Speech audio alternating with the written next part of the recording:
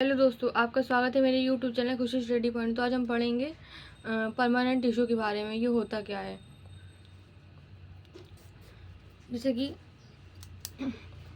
विभाजित की ऊतक अस्थायी ऊतक की वृद्धि के फलस्वरूप स्थायी ऊतक का निर्माण होता है, जिसमें विभाजन की क्षमता नहीं होती, मतलब क्या डिवाइड नहीं होते हैं ये लोग। लेकिन कोशिका का रूप एवं आकार निश्चित रहता है। इनका कोशिका का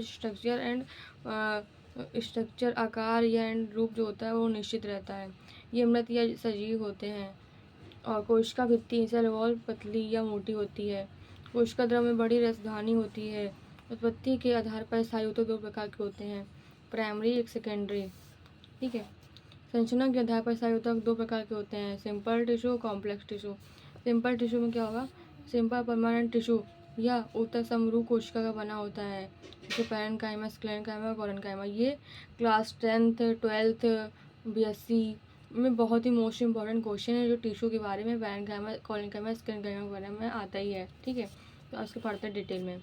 पैरेन्काइमा क्या होता है। यह अत्यंत सरल प्रकार का स्थायी ऊतक होता है। इस ऊतक मतलब टिश्यू, इस ऊतक की कोशिकाएं सेल जीवित, गोलाकार, अंडाकार, बहुभुजी या अनियमित आकार की होती हैं। इस ऊतक की कोशिका में सघन कोशिका द्रव एवं केंद्रक पाया जाता है। ठीक है, कोशिका द्रव साइटोप्लाज्म और केंद्र न्यूक्लियस पाया जाता है।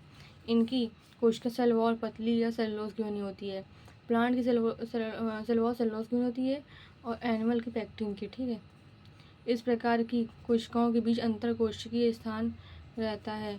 कोशिका के मध्य में एक बड़ी रसधानी वैक्यूल्स हो रहती है। यह नए तने जड़ एवं पत्तियों के एपिडर्मिस और कॉर्टेक्स में पाया जाता है। कुछ मृतक में क्लोरोफिल पाया जाता है। अब हम पढ़ेंगे कोलेनकाइमा के बारे में। ये होता क्या है।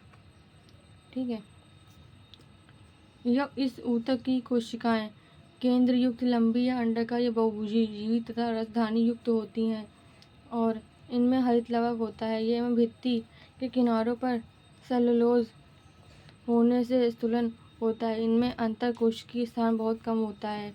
यह ऊतक पौधे के नए भागों पर पाया जाता है। यह विशेषकर तने के एपिडर्मिस के नीचे पर्णवंत लीफ पेटियोल और पेडिकल और पुष्पावली वृंत पर पाया जाता है, लेकिन जड़ों में नहीं पाया जाता है। इसकी फंक्शन क्या होती है। यह पौधों को यांत्रिक सहायता प्रदान करता है। यह पौधे के आंतरिक भागों की रक्षा करता है।